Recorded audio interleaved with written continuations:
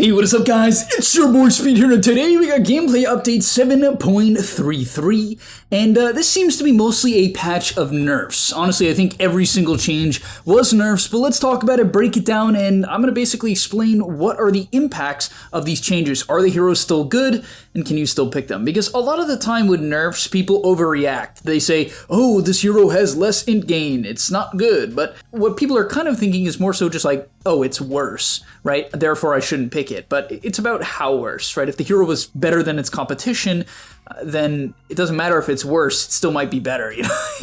But all right, let's get into it. All right, before we get into the main part of the video, I do want to let you guys know that I'm not only posting videos here on YouTube, I also frequently post videos on the website. If you don't know what I'm talking about, almost every single day, I'm posting a new video to the Game League website. We're going to teach you guys in depth about how to get to the next level. So if you want to become absolutely broken and really take your game to the next level, I'm going to be able to help you, because sometimes the guides on YouTube, there's either not enough of them, they're not specific, or they're just tier lists, which I know you guys love, but at the end of the day, the Game League website is going to help you get to the next level. So click the link down below and sign up. First change, Broodmother, very popular hero in the pro scene, not very popular in pubs as far as I'm concerned, but either way, the mana cost on the Q is now 80 flat instead of 50, 60, 70. Basically, I think this is definitely a problem for the hero because you have mana problems in the early game, you do. You can start Wand 3 branches, which helps that quite a bit, but you do have a bit of mana problems. This definitely amplifies that a bit. Is it the end of the world? No. Cooldown increased on Insatiable Hunger by 5 seconds at all levels. This does matter because there's going to be times in teamfights where you want to get 2 of them off, right? It's a 14-second duration. It had an 11-second downtime. Now it has a 16-second downtime.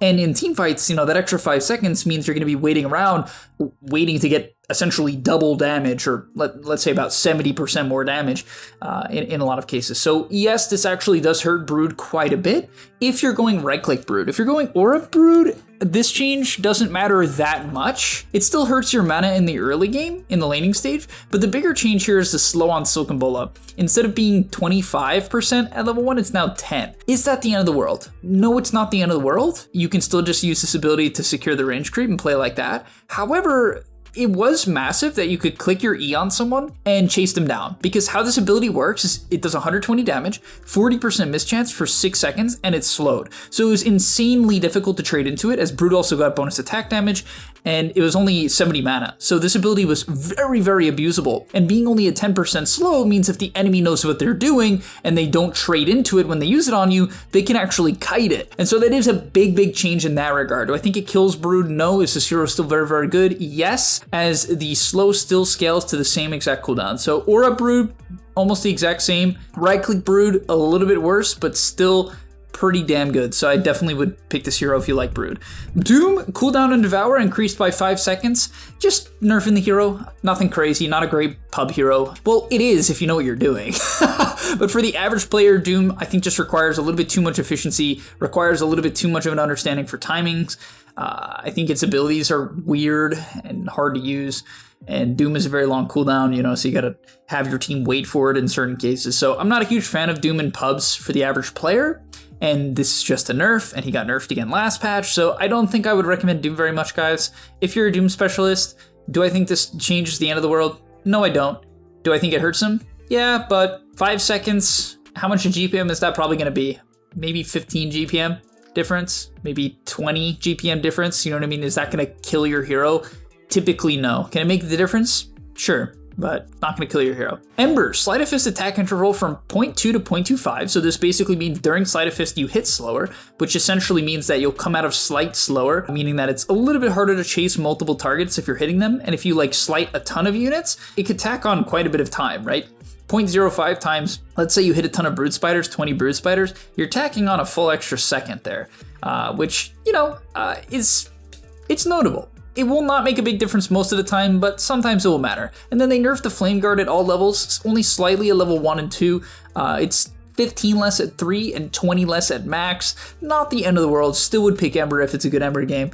Yes, it makes him less survivable and definitely easier to get rid of Flame Guard, but still a very, very good hero. Enchantress, distance damage decreased by 3% at level 1, which is pretty rough. 3% at level 1 on the impetus distance damage. Still the same at max, right? And you typically max this ability, so once again, not the end of the world. Do I still think Edge is good? Yeah, I still think she's pretty good. Let's look at the enchant though. Creep armor bonus rescaled from 2, 4, 6, 8 to 0, 3, 6, 9. So it actually gets straight up better. It's just better at max, which is funny.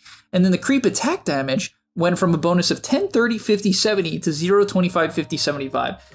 Which is kind of weird because the level 1 creep isn't that big of a deal. Does it matter? Yes, but you can't even take over that many useful creeps at level 1 with level 1 enchant, which means you could sometimes take like a Harpy Stormcrafter and like blast some people. But you can still do that. Like that didn't even change. So honestly, I still think Ench is a very good hero if you play it because it's about the same at level 3 and funny enough, better at max. Not by a lot, but it is better. And the impetus is the same at max. So level 1 and level 2 weaker. Maybe they think that's enough to make the hero worse. The impetus level 1 is a big deal because how pros play Enchantress is they spam impetus, right? And so that's much worse. It's much, much worse. End of the world? I don't know. I don't think so, guys. I don't think so. I still think Ench is going to hold her place as the hero that can collapse mid.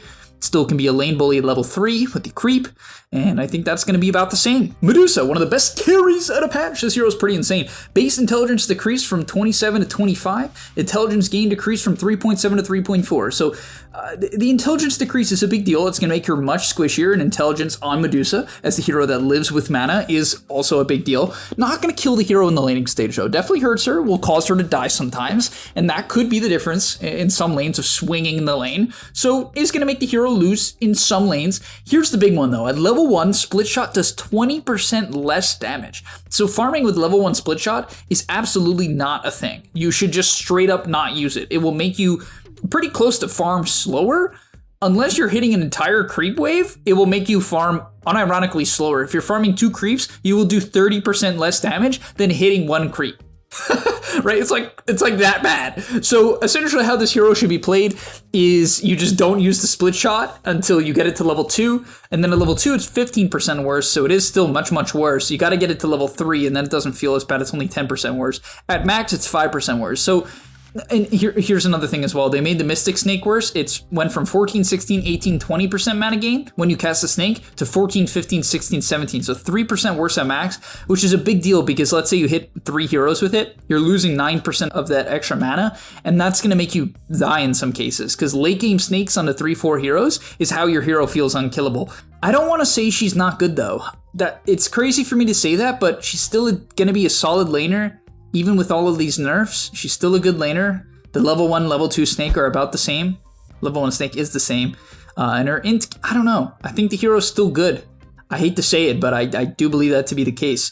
And then Morphling, cooldown. So this is another hero very popular in the pro scene. This is all like Rehod Masters or TI changes for sure, just mostly affecting the pro scene. Cooldown increased from 10 to 16, 14, 12, 10. So basically nerfing the adaptive strike spam that people do. And in the laning stage, they use it to CS, they use it to harass. So at level 1 and level 2, it's much worse, right? 6 seconds longer and 4 seconds longer. However, still max Morphling is the same. Here's the big change though, okay? Even though the adaptive strike change is a big deal and hurts him in the lane quite a bit, the biggest change is the Aghanim Scepter. Now, instead of stealing 20% stats from every hero, well, agility, agi, and in heroes, you only steal 10%. That's a pretty big change, right? That in and of itself, pretty damn huge. Aghanim Scepter additional stat steal from universal heroes, this is the crazy one. It was decreased from 20% to 5%. So on universal heroes, you used to steal 40% of their stats. Now you steal 15%. That is more than half.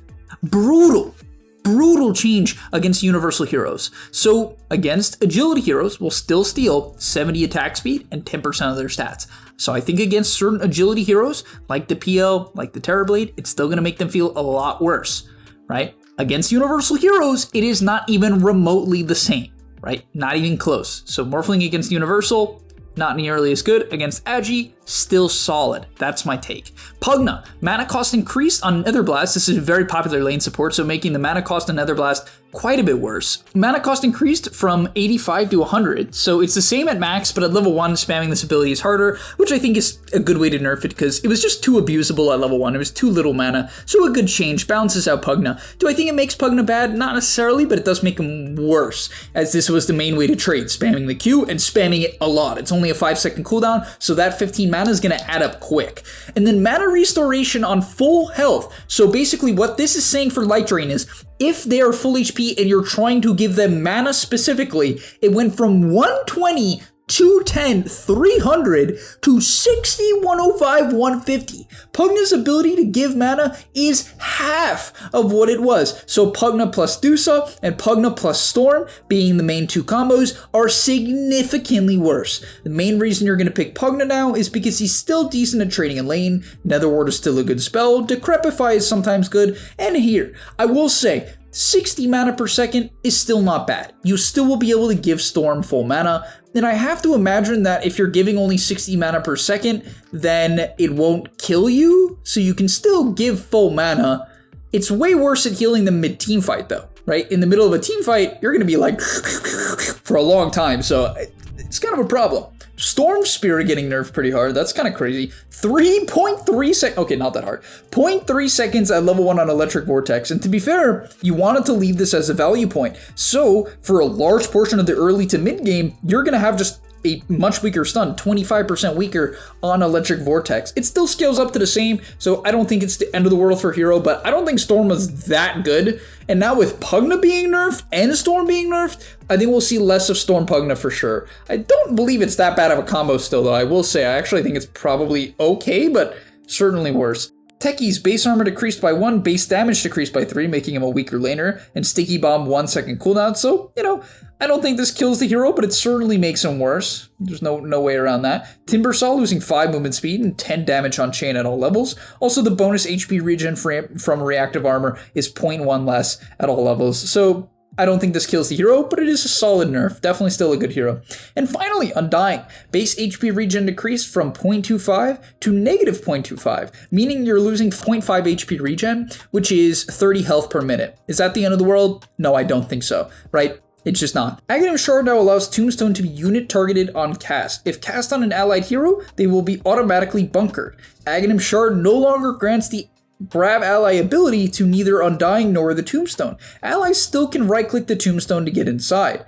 So, what I think this means is that you can cast Tombstone on people to save them, which actually is almost better than what it was, because previously you had to put the Tombstone down and then use it. Now, well, there's 2 layers to this. Now you can place it right on them, which is faster. However, there's a cast range, right? The grab ally had a cast range, so you could plant the Tombstone and then grab ally, and it lets you extend very far. Now you have to go up to them and cast it on them. I don't know what the range is. Maybe it's actually still pretty damn high, but you have to click the Tombstone on them. So can you still save with this? Absolutely, and it's still going to be very, very potent. However, Undying and the Tombstone don't get grab allies, so Undying has no control over it. He basically has to communicate to his teammates, which in pubs is very hard, to, hey, click the Tombstone if you're dying, click it! And if they're stunned, they probably can't click it. So what I'm seeing here is that you can do what I say, which is you can click the Tombstone, but you gotta get really, really close, which is a problem. Like, you gotta get really close to save them. You can still save them, but yeah, you gotta get really close. And then on top of that, as I get out with the Monkey King, it's... maybe you can't go in twice. I think that's what's happening. Probably if I summon another Monkey King, he can get in. No. So can only one person get in the Tombstone at a time? Maybe you can only use it once. I don't know exactly if that's how that works, but it seems like, yeah, so it seems like you can only use it once. Either way, hopefully that makes some sense. It seems like if I put it down, someone can probably get in. Wait, no, I can't. Yeah, I don't know. It's weird. It seems like I can't. I don't know why I can't get in. I don't know if I'm misclicking or I'm doing something wrong. Maybe it's straight up bugged, but I'm right-clicking to get in, and I cannot get in. So I don't know if it's bugged or not. Maybe you guys could tell me if I'm wrong in the comments. Someone else can test it. I'll try to pin the comment if I see it. But you can certainly put them in by clicking on them, but I don't really see how you get in outside of that. It seems bugged. I could be wrong. But all right, thank you guys so much for watching. Hopefully you enjoyed this analysis of 7.33E.